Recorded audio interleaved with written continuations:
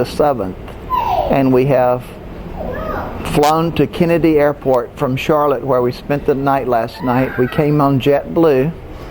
We have checked in and we have come to our gate at Kennedy Airport to fly to Johannesburg with one stop in Dakar, Senegal.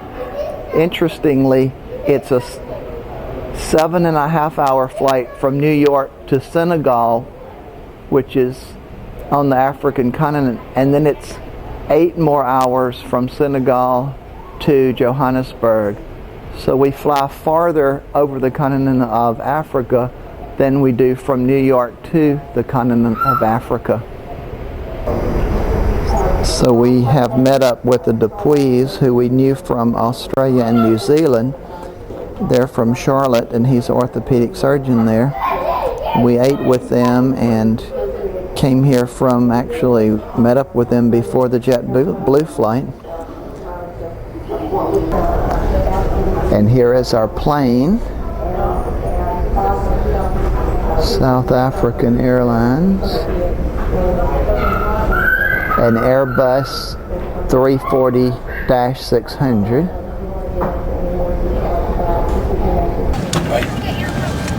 Getting ready for a 17-hour flight.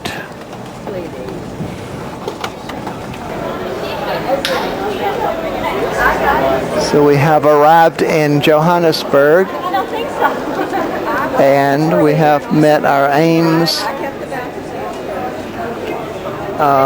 guide, or whoever is picking us up. And it's 4 in the afternoon here. It's probably before daylight Spartanburg time. And we had a great trip because the flight wasn't full.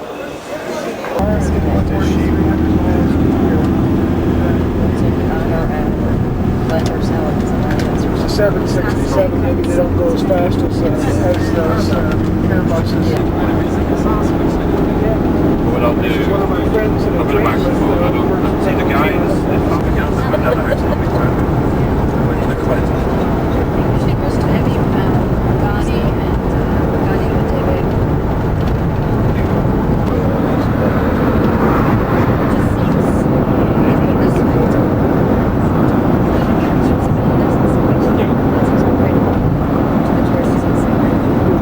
Well, what happened there, of course, take her into, I guess it's just as easy for me.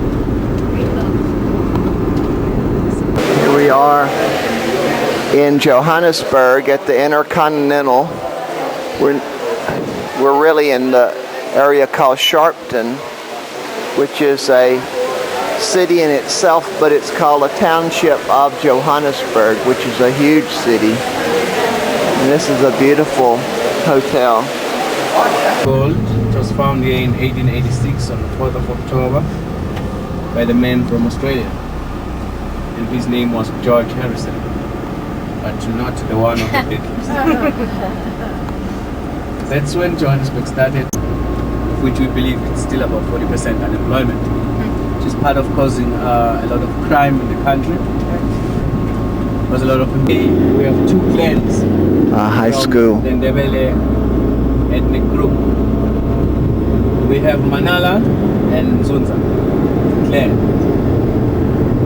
Then here on the right hand side is the hall. Most of our sections, they have their own hall. For weddings, birthday parties, funerals, they come and hire the hall. Then it's one of the shopping centers here on the left hand side. We also have shopping centers around the township where people, they come for shopping. Here they are preparing the fire outside because there's a butchery. You get inside, you buy the meat. Inside the butchery, you come out, you put it in the fire to barbecue it on your own. It's cheaper that way compared to a restaurant. Then some of the compounds here on the right hand side are government compounds, which some of them they were set into fire during the time of the Soweto uprising of 1976 to 16. Because the students said nobody must go to work, nobody must go to school, nobody must go to buy shops, but some people continued going to work, and then showing the anger, the students, they set those buildings into fire. Then there is a green roof village straight ahead. The This is our first library in the township of Soweto. But students, they don't like to come here and study. They only come, fetch books, take them home, leave them in their cupboards. Then later they take them back. But when it's time for exams, they come in numbers, trying to catch up, and find that it's already late. Like today, there are people who are trading outside because our grandparents are getting the pension funds from the government. As you see all the boutiques down, we call them bend down boutiques, because if you want anything, you have to bend down. And here on the left, these are old tires which they retread them and sell them again, especially to these minivans. That's why most of the time they cause many accidents. It's one of the churches in the township, which is a Roman Catholic church, with more than 400 of them, but still not enough, because some people, they are using the school classes to attend the church service. If you've noticed, we have these street lights. We also have toll lights like that. Those are the Apollo lights. We call them Apollo lights. They were put by the government of apartheid during the early days. They said they are trying to control the crime. Yes, they were so helpful. The crime, because the crime was terrible by that time. But the main aim was to catch all those who were forward in the struggle, because they used to run away, crossing street to street. Then they light a huge area. If you run away from them, they shoot to kill. And our first and the only golf course, which is a 9-hole, is here on the left-hand side. But there's nobody who's taking care of it. I don't think we'll produce the likes of Tiger Woods. Then now we are getting into one of our historical sites, which is called Clip Town. We used to call it Clip Town, but today we call it Walter Sisulu Square of Dedication. This is the square where in 1955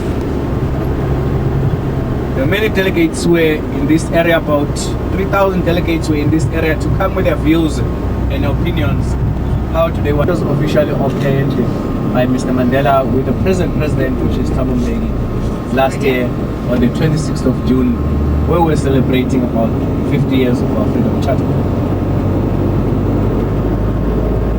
Then they're trying all these people to get inside these buildings, although some of them they can't afford, because there's something they have to pay, like for electricity and the rent. Then these are the flats also for those people who are earning a little bit better. They have to come here and get a townhouse. These are our townhouses in the township. You're going to go to return? This is just You want left? Then these are part of the houses which were started since the government of national unity take over in 1994. Mainly for the people who are living in the shacks. Air condition and put them in these houses. But it's difficult. We're going into the uglier section of Soweto. Selling these houses, go back and live in the shacks.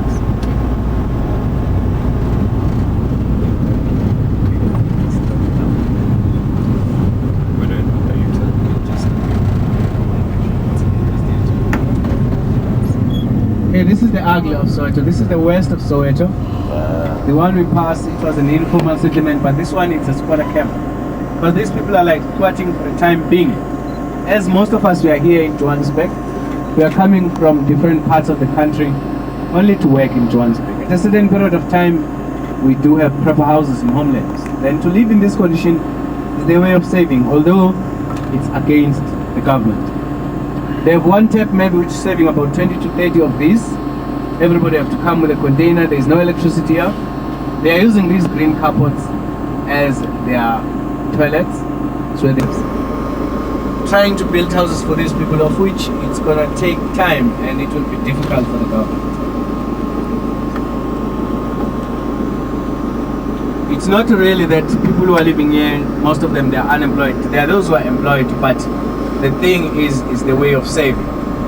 As I was saying, that some people, they believe in going back to rural areas where they come from. Then they are only here to work in Johannesburg. Although we have those who are living here permanent, because still the bishop of The house of Desmond Tutu. Church. Sorry? On this church.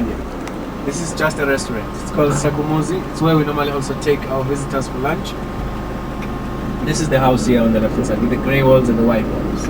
A lot of trees. It shows that the lady inside, she liked gardening. She's the one who planted all these trees around the house. The house of Desmond Tutu.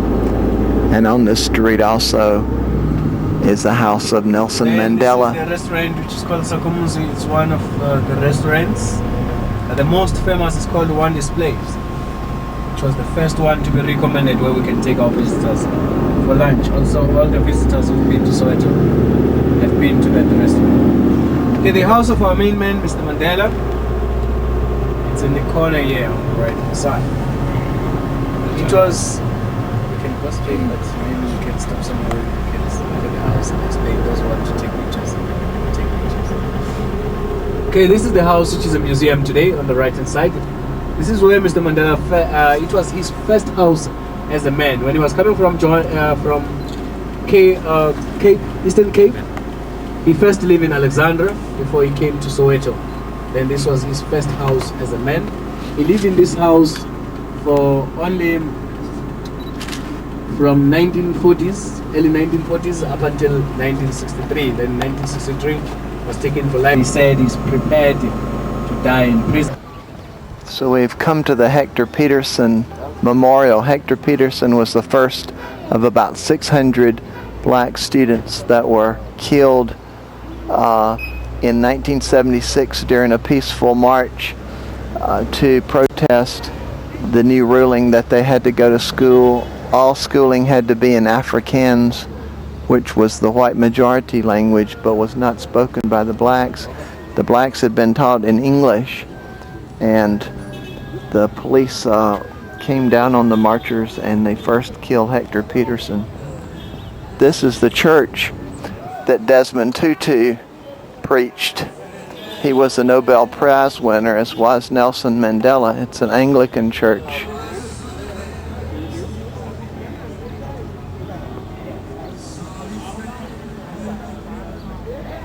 Sort of hard to read. And so the Hector Peterson Memorial is on the other side of the street. Now we'll go over here. So here's the memorial. And here is our group that will be together for 2 weeks. So this is outside of the church where Desmond Tutu preached, and the Hector Peterson Museum and Memorial.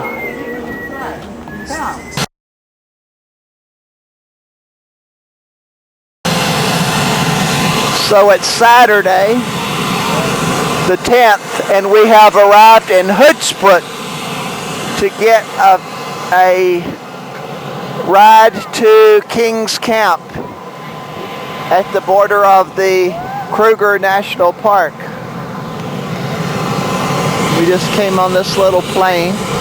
We had some hydraulic problems and had to wait about 1 hour. And this is the airport.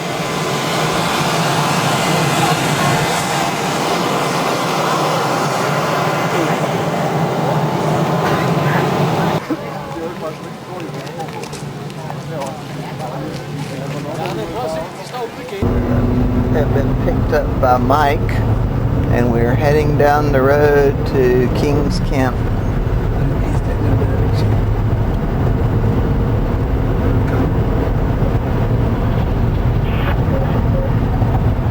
And the airport was a military airport, and so it was fortified. It was interesting how heavily fortified it was. Bumpy roads ahead.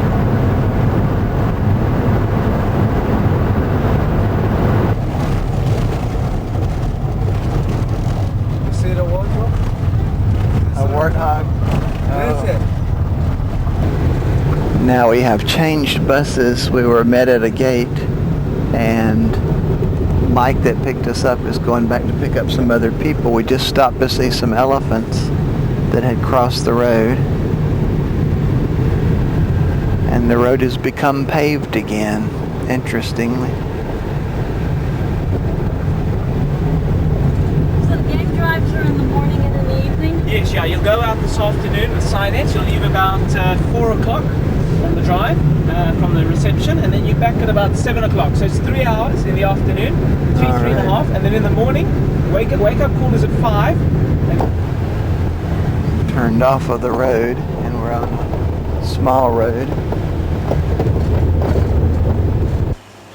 Well, Saturday, February the 10th, we have arrived at King's Camp and we checked in, we've put our stuff away in our room, and we have had our lunch, and we will soon go on our first game drive at 4 o'clock.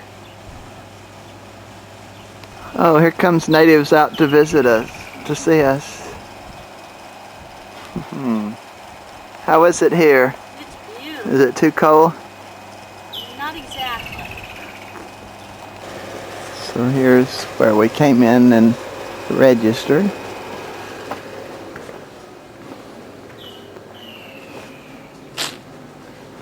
And the desk and a little store, the office, and the grounds. Our little hut is out through there. Over on this side is the bar and the dining room and the library. We'll go that way. And the pool. And the pool.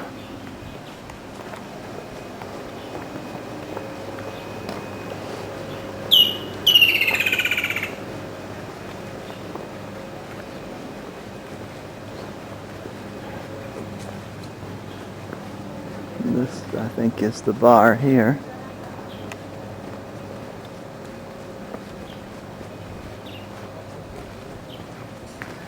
A little area we have tea and overlook and look for animals, and we'll meet there in the morning. Here is the little bar. Walk up there? All right, I'll be there in a minute. Here is the library, and Susan has been on the internet and emailed and got a nice email back from Elise from her email yesterday in Soweto. This is the dining room. They've got it all closed up. It was open when we were there before. We'll get better views. There's a pool, the observation area, a little lounging area under it. Mosquito netting, 4-poster English sleigh bed. Everything is just absolutely picture perfect except for your clothes scattered everywhere. Well, what's new? A thatched The roof. bathroom is probably one of the coolest parts of it, with its indoor-outdoor shower. An indoor shower. And indoor shower and an outdoor shower. Cool.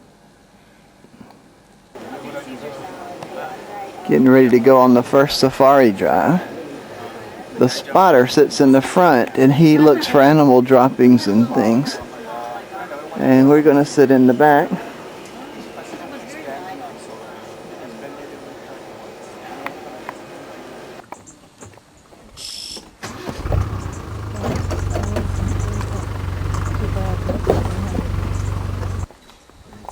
We came upon a herd of Cape buffalo. Heard this side there's only one dominant male. Buffalo are using a matriarchal system where the female, the clever and the largest female, lead the herd. But it's quite difficult to spot to see which one is the matriarch. Kind of like the elephant. But yeah, in a herd like this, there should be a couple of dominant. That's the target. Yeah, the reason because males develop a very poor eyesight. I think their sister, they're We're always just kind of together. on these You two know, to female one side, one lions of them, I think it's that one. taking a One of nap. them goes 4 cubs. Yeah, It's hard to about see almost this about one, 3 but months she's old. kind of hidden in the But thing. She hunted all night. No, see They what have happens 5 young. when they start hunting. They don't take the cubs with them. They leave them in the thicket And they left the cubs. They start And now they're walking heading around back looking to for them. food. And If they they- leave, yeah, they leave the cubs. do they leave one kind of a female guard? No, with the cub? Just no, leave- no. Normally they wait for One him. of our sleeping They lions, deep, this they wait is for him until he awake, goes to the water hole. checking us out. When they go for the water hole, they spread their legs for them. Then their nest. By that time, they are vulnerable to predators. That's how they generally get killed. Or at night when they're sleeping, they lie down with their neck and they get nailed around.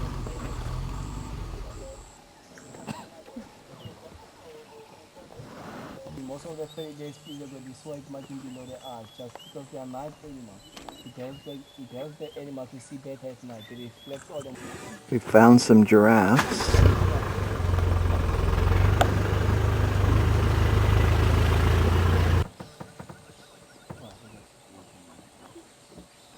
Oh, it's a really young one. Look, the female and the young one. 2 little ones. There's another one right behind it. Comes a little one and a bigger one. Cutie pie. Who are you guys? What do you want? Wow, here comes the 3 big ones you can get. Oh, God, look at it's that. huge. Look at this. He is huge.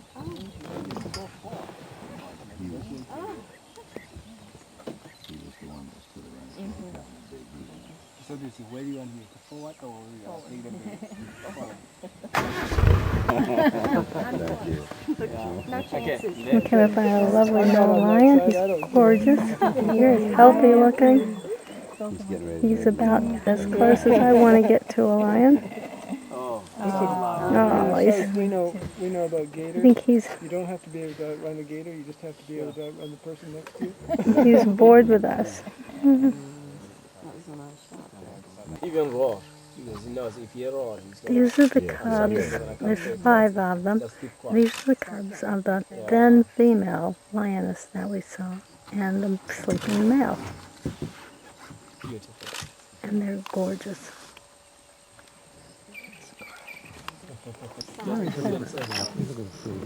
Not close enough yet. When you can give him a peanut, he's close. Spoken from the guy on the other side. Exactly. Because when you can give him a peanut, I'm going for a hike on with this one.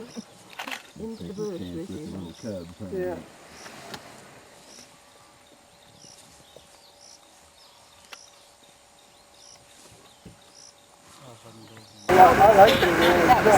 So we're going down through the jungle in the forest, and we're heading back home when we got about 6 miles away from home, and we're going along this road and we're looking for animals with a spotlight. It's cool. I'll turn on the night shot. Plus, we're looking for animals with a spotlight. GPS here. You could be taking us anywhere. I know the area. I would have thought so. You have to live here for 5 weeks and then the hospital. Going in that mud that was this way. Having our morning bath.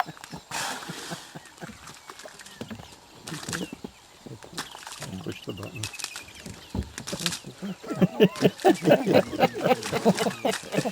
Easy.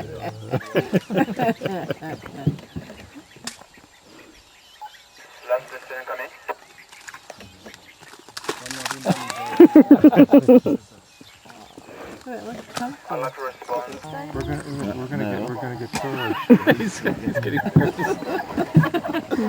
I'm on this side of the thing again. She is beautiful.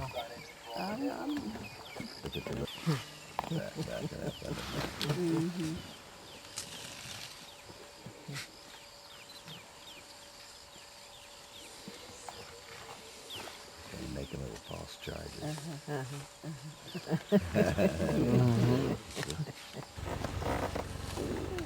Okay, no problem. I found a rhino.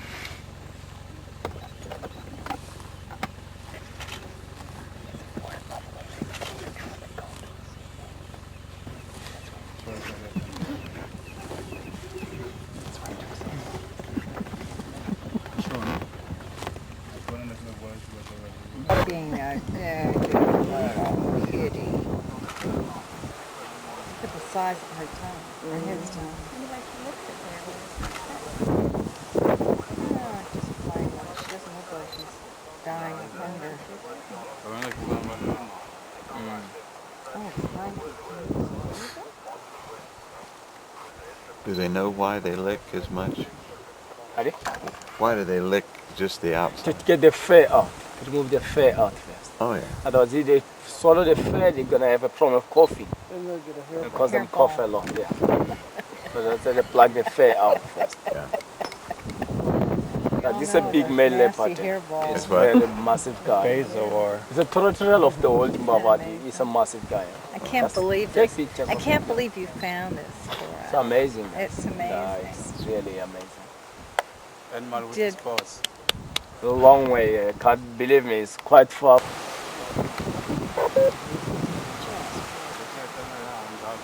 Huh?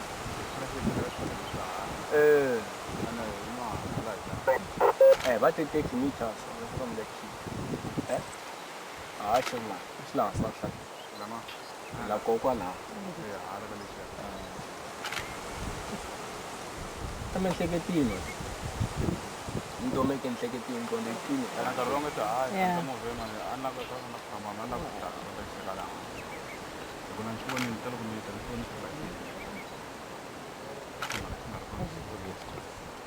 Beautiful animal.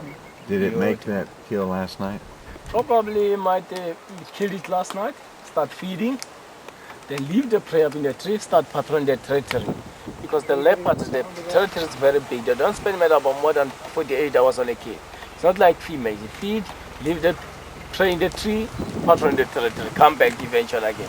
Like this morning, you would use to cross over my vehicle tracks, like that, where he's coming on his way to it there.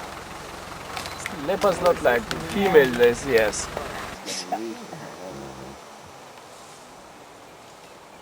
Where are you going? Oh. That would have been a good thing. I think he's taking Yes, it it down. would have Take been. pictures, guys. He's going to take the prey down, I think. Is he going to take it someplace else? Maybe he might take it higher, but I think it's not good. how It's good. pretty. It's coming down. That is- It's coming down.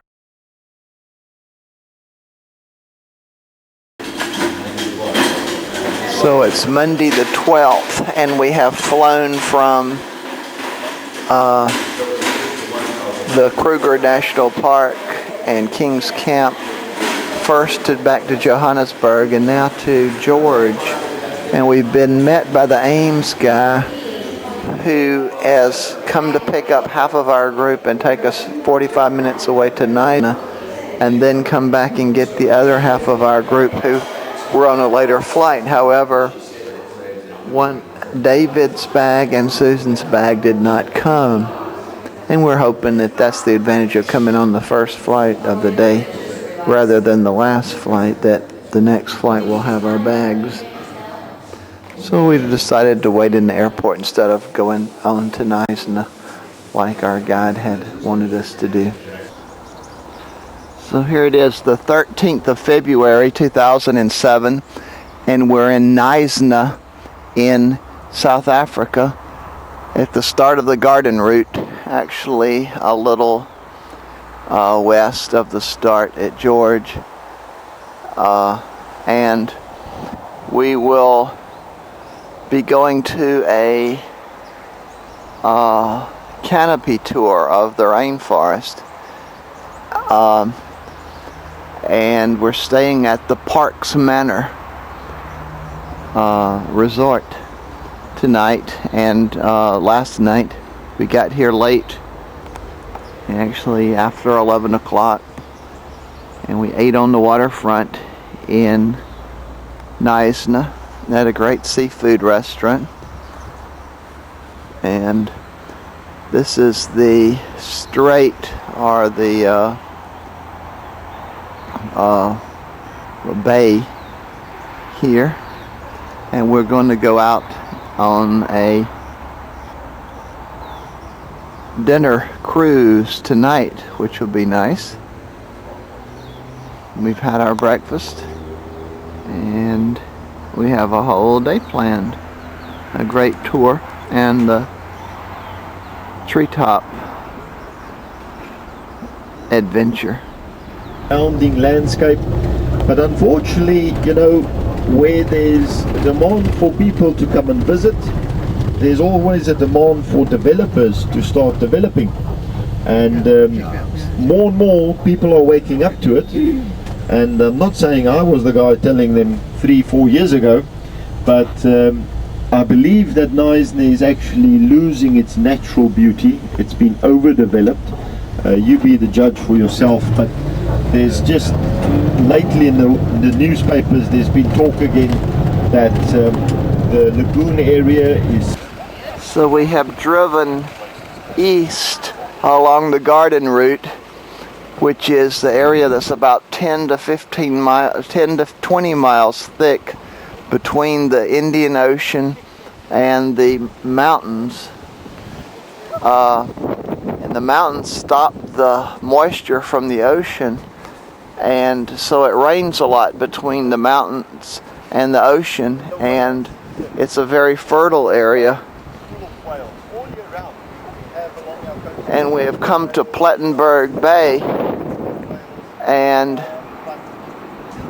which was a vacation area for a long time. There's some great waves. Look at the waves. If you think a surfer would love some of these waves that we see.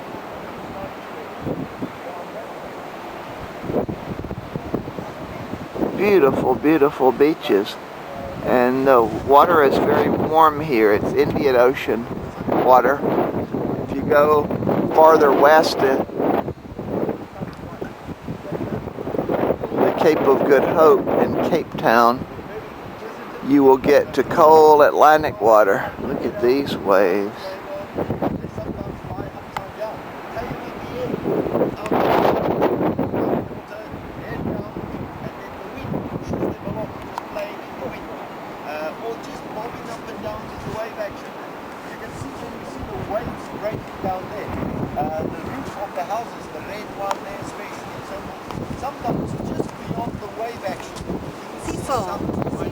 Just lying in the sun, sometimes on their stomach, back in the air, sometimes on their sides, flip in the air, playing around, and sometimes even with their belly up in the air.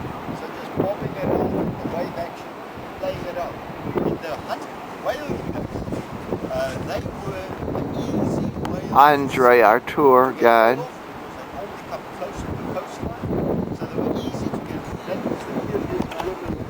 Plettenberg Bay, and the beautiful waves, huge waves. The Nysna lagoon where you stayed, that was of course.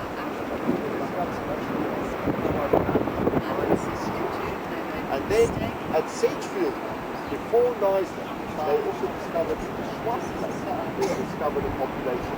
Up until 5 years ago, they reckoned there was only Nysna seals, Nysna lagoon, and at Sedgefield. But we were very amazed. We also found this lagoon area. Yeah, so it's, you know, also very little in numbers, the Nysna seals.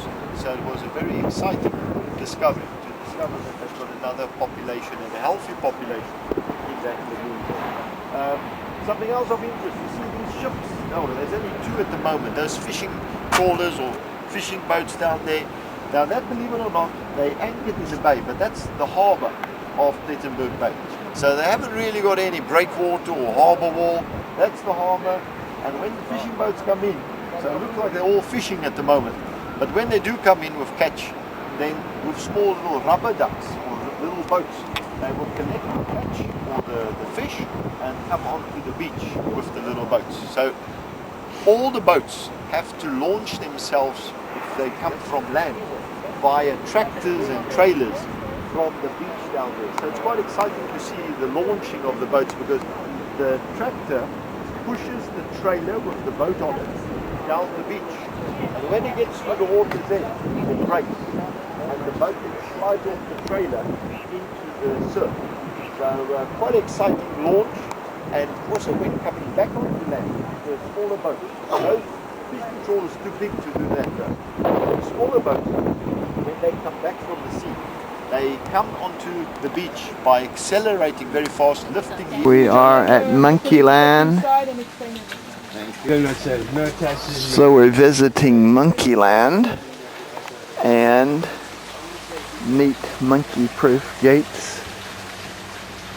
And all of these monkeys are monkeys that have been in research or pets or have been born in captivity and can't compete with the natural monkeys, which are basically baboons and smaller, more primitive monkeys around here that kill the pet type monkeys.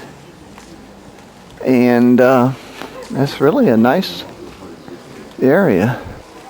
And we're going to have a guide, our own guide, that shows us around.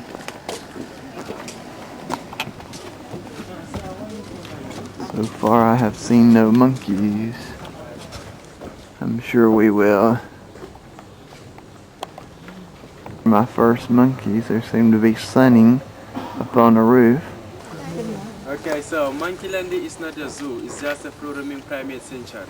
All the monkeys that you might see in here coming from captivity zoos, others kept as a pet. So Monkey Land is trying to make them wild again, because the monkeys don't belong in the cage, they belong in the forest.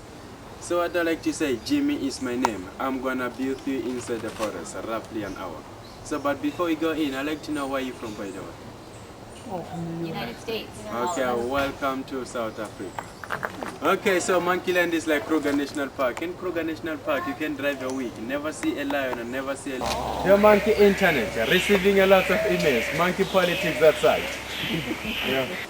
So the guys over there, the common squirrel monkey is fully grown out size, life expectancy roughly 21, gestation period of 5 months, because that one is a monkey. And they can reach their sexual maturity at the age of 3 to 5. If you miss it on 3, you don't have to worry, you'll catch it on 5, on those guys. So before the breeding season, you find out, and fully grown out size. These are South American So you find monkeys. out, those guys, they carry their baby at the back, because are the new world monkeys. They spend more time on the trees. Who's that making the noise? That is the white, another one coming over there. Oh yeah. It's the baby. Okay, here's the baby. Yeah. And they can reach their sexual maturity at the age of 3 to 4. If you miss it on For a volunteer. To A gibbon, an Asian monkey. Extremely fast in the trees. Okay, Elvis in the house. Looks like a big Galapagos type tortoise. That is the monkey internet. Monkey internet, because the monkeys don't use internet to communicate, communicating by sounds. The black and white draft lemur from Madagascar, those guys, that side, the sounds that you hear. If you hear that sound, no one is dying, because the monkeys don't use internet to communicate, communicating by sounds. So if you hear that sound, it's the way they used to make their territory and welcome. This one has a little baby on the back. So the ring-tailed lemurs, you find out, they spend more time on the ground. Quite a big old tortoise. Oh, another huge tortoise here. 7 females to satisfy him. Look at his eyes. So when they are baby born, bright orange, and they then have those rings on the eyes. After 6 and 9 months, they change the color and develop those rings on the eyes. Okay. I'm going to bring up a hairball. That looks just like Ozzy. So if you stick out your tongue out, you are looking for a fight. They'll smack you and push you inside the forest. And by doing that, you are looking for a lunch and a breakfast from the ants. Okay, so what can I say? Oh no, it's a productive little place. Okay. Get near Frank, because he'll swing the bit. Okay, the speed limit of 120. You may start going. I'm behind praying for you to cross the bridge now. Praying hard for you. You can join them, right? Monkey walking along the outside. Going across a little suspension bridge. This is just a warm-up. We're at the canopy tour. It's called Magdalensburg Canopy Tour. And we're fixing to get a lecture on the harness equipment, etc.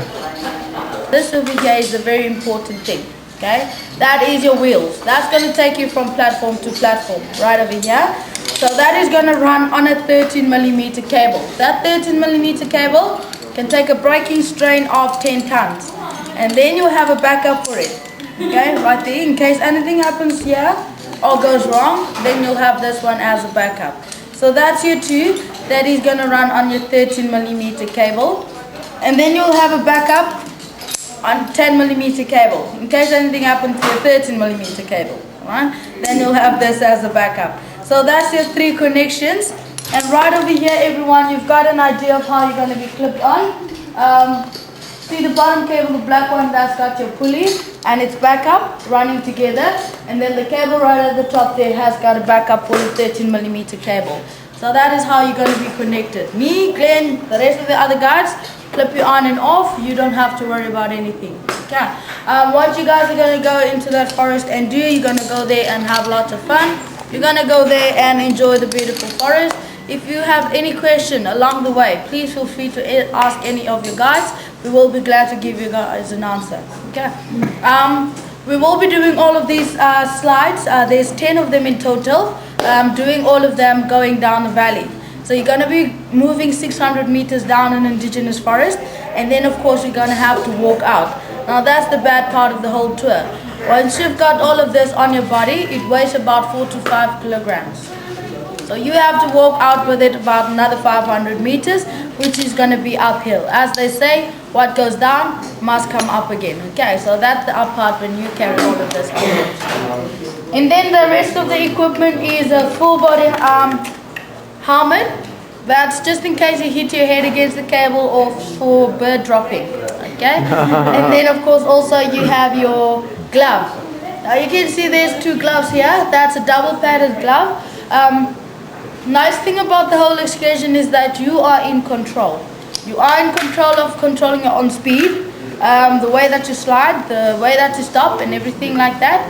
So very important that you tell us which hand is your strongest one that you need to brake with, because you're going to be slowing down with your own hand. Okay, I'm going to give you guys a small briefing once we get into the forest, onto our first platform, and then you will just have an idea of how you're going to brake and how you're going to sit and everything like that. So very important, must have a double padded glove for your strongest hand, the one that you are going to brake with.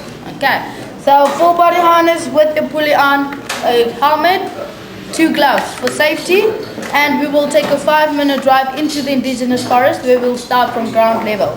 So if you guys have been thinking how you're going to get up 30 meters in tree, we'll start from ground level. When you slide into the forest, you're already about 15 meters off the ground. So not all of the slides that we're doing, they're not the same length. They've got different length, different speeds and different heights from the ground. So you guys must just enjoy every slide that you're going to do in that forest. Okay, don't wait for the long and fast ones.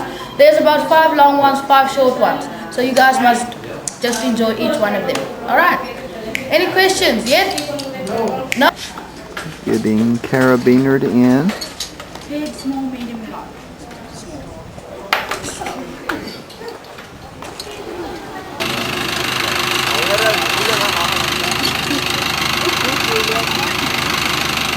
Where you going, love? I'm going to go swing from the trees. Okay, so we've been to Monkey Land. We've seen how it's done. Now we're ready to do it ourselves. Oh, my name is Pam, and this is Glenn over here. Start from one corner to that corner, but I won't promise to remember everyone, but I'll do my best. Trevor, Anna, Kate, Nick, Trevor, Anna, Nick, Kate, and Sandy. So the head, the head, very important. If you're right-handed, it is on the left-hand side so you can see where you're going. If you're left-handed, just the other way around. Alright? Everyone good with the braking and stuff like that? Okay. When you leave the platform, everyone, we just want you to come and sit on the edge of the platform there. Without running or jumping, you're going to come and sit. Don't have to worry. And just don't worry. Don't worry. No Okay, worries. just sit like that, get into position, and then you just move right up. Not like that, you just go more gently. That's one monkey short of a tail. Of a tail. Okay guys, any questions? Nope, not yet. If you have, please feel free to ask me again. 3 rules that we've got in the first.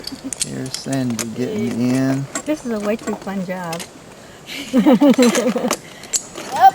having fun. We are Cool that way up in the trees. There's Sandy. 3 steps down. Here, Ian! Wrong hand. Wow, she wasn't going to notice that. Yes, she was. Sit in the harness and hey for away. The other cable gets way up above you. That braking.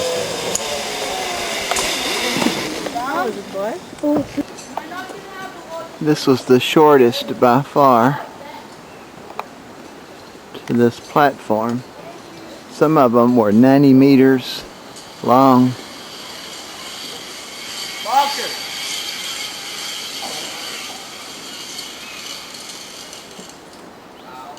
Uh-oh. Has to climb back up.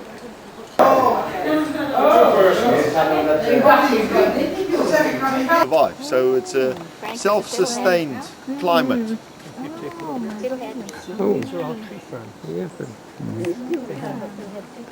Yeah, that's a tree fern. We're going to see the oldest tree in the forest.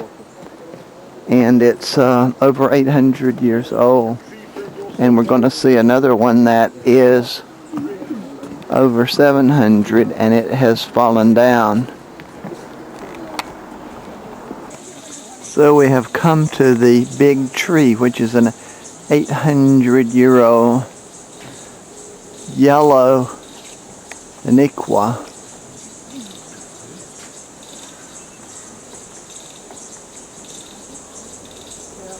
Which is huge and has quite an unusual overlapping bark coming down.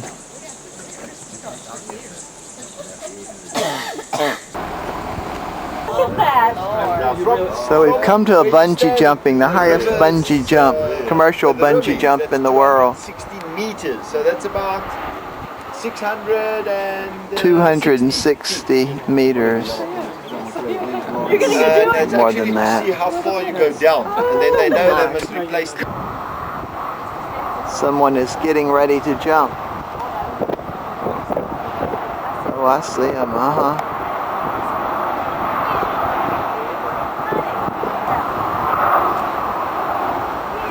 What? What, Susan?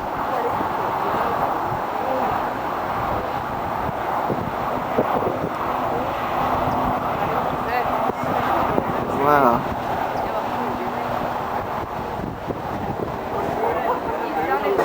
So this is the tallest bungee jump in the world. It's the third highest bridge in the world, and it's the largest bridge in the continent of Africa. And we watched somebody bungee jump off of it. From the mountains on the right, here's the same the bridge. water runs down very quickly towards the sea. So it's not a long distance that they go. You can see the sea there on the left.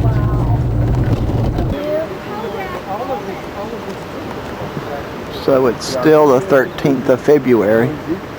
It's about 5 in the afternoon, and we have come to the Nysna Heads. This town in the foreground is, the background is Nysna, and they call this the lagoon, but it's actually a harbor.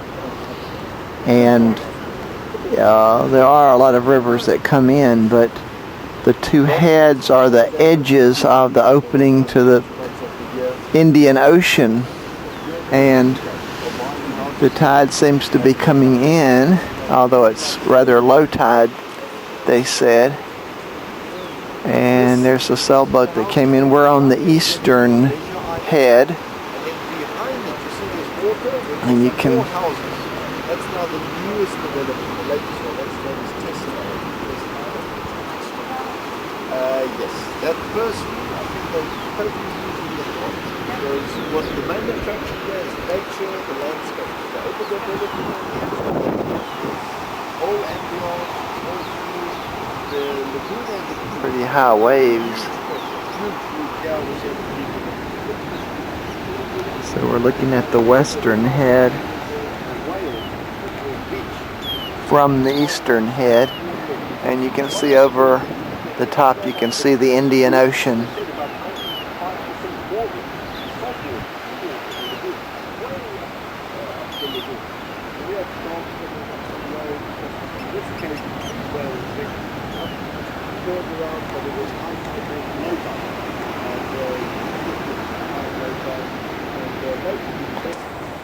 So we're going to go up another path to get hopefully a better view at the Indian Ocean side.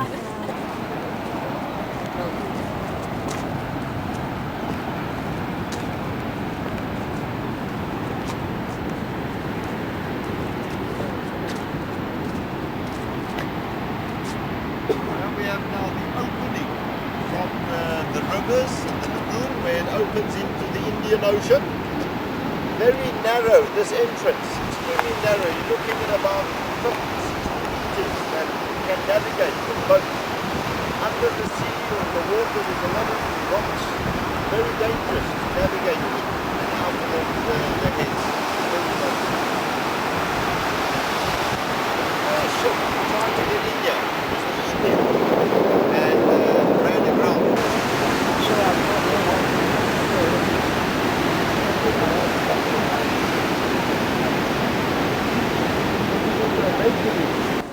So we have come to the waterfront at Nysna, and I'm sure we'll do some shopping, and we will catch a paddle wheeler for the night cruise. So here is our paddle cruiser. Guys that moved over to this boat upstairs. So if you want to, then you can just zip up and zip down to get a feel of it. This whole boat worth of fun. Okay, so we'll go down this way. What does it? I should be fine. I should be fine as long as there's not this. Inside the boat in the dining room. Okay, we should maybe move down tonight and see over here. So we're on our cruise, and we've had our salads and appetizers, and it's still daylight, and we're coming to the heads. The western head on the right and the eastern head on the left, heads of the lagoon at Nysna. And we were right up on the top of this cliff this afternoon.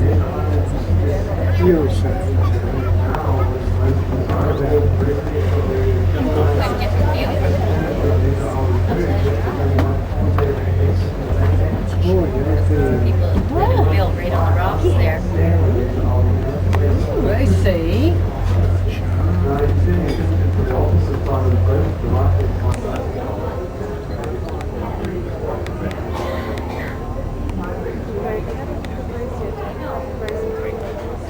And the island off of the town of Nysna. She gave me a bizarre yes.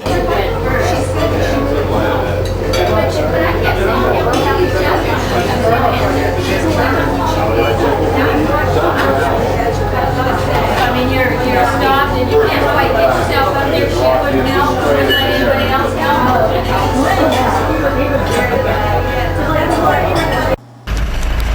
So we're on the road from Nysna to Cape Town, and we have just been through Edgefield. We're on the National Road. We can see where the mountains start in the distance.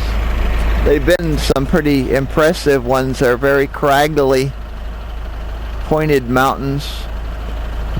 The reason they call this the garden route is because the mountains stop the rain, and a lot more rain falls on this side of the mountain between the Indian Ocean and the mountains than on the other side, which is actually sub-Saharan type climate.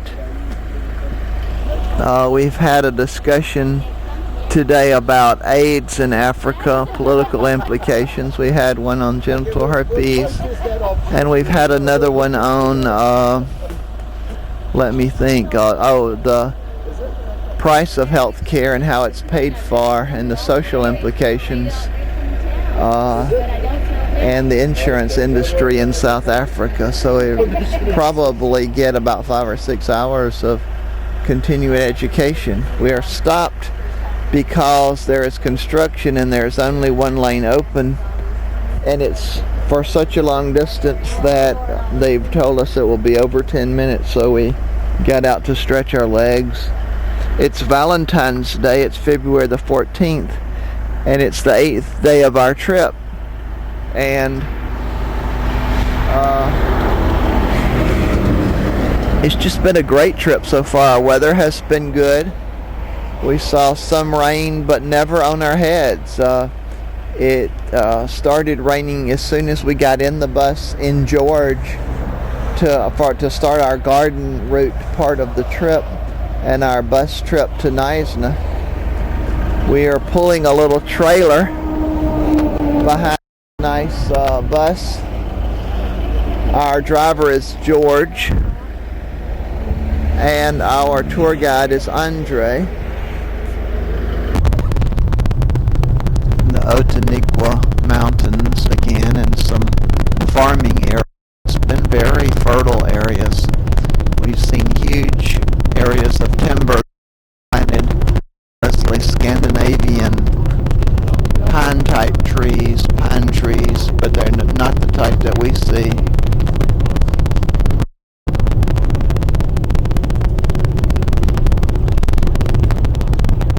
Even passenger ships would dock. We're coming up to Mossel Bay. The harbor with small passenger ships, but it's mainly for fishing activities, and then very importantly, Mossel Bay is also where they discovered gas reserves, natural gas in the sea. So there's some platforms operating in the sea, gas fields and oil fields. Subsequently, they also discovered oil reserves. So quite a big gas and oil industry here, and they have a big refinery just outside of Mossel Bay. We'll also go past this refinery, the Moss Gas Refinery. But Mossel Bay in essence is also a very important holiday area. Some lovely beaches. The beaches start immediately to our left. It runs all along the coastline. So it's one beach after the other. The only thing that breaks the beach area would be maybe running mountains into the sea.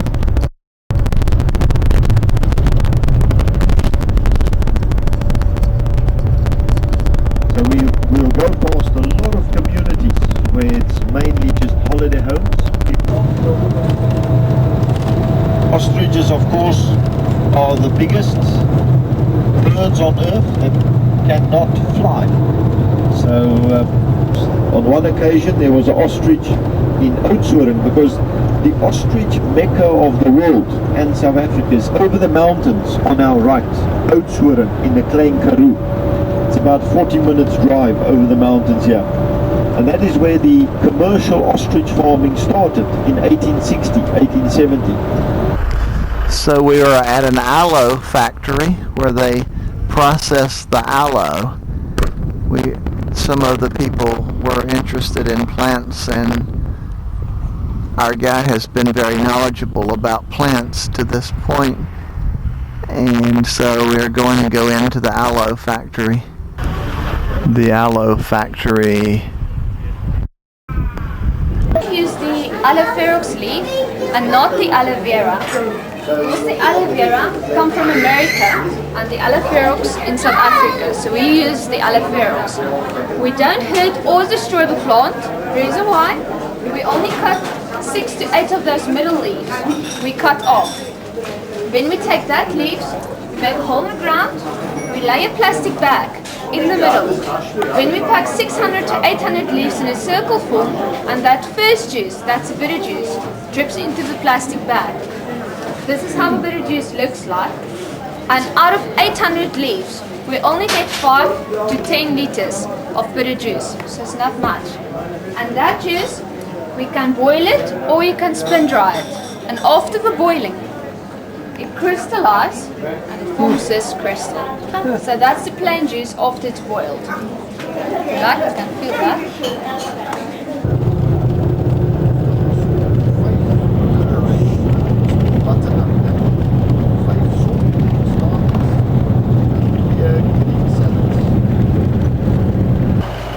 So we have stopped in Swellendam on our route at the county jail, and we're going to have lunch there because it has been turned into a restaurant.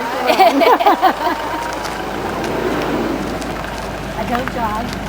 That was the guest I took down to Cape.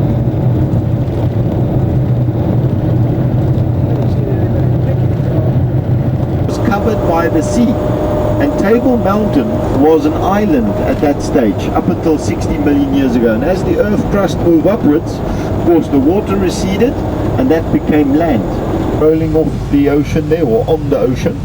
Now if you look at about 1 The o'clock Atlantic position on Ocean. the right, you'll see there's a roundish hill. Now that little hill next to Table Mountain is known as Lion's Head. And if you go a little bit right of Lion's Head, you'll see there's another smaller hill with a lot of trees on. That's Signal Hill. So Signal Hill, and then the roundish one, that's Lion's Head, and then at 12:30 position would be Table Mountain. Dan blokke hierdie op, want die mense kom staan en blokke hierdie lakbaar. Maar de kant is gekomen.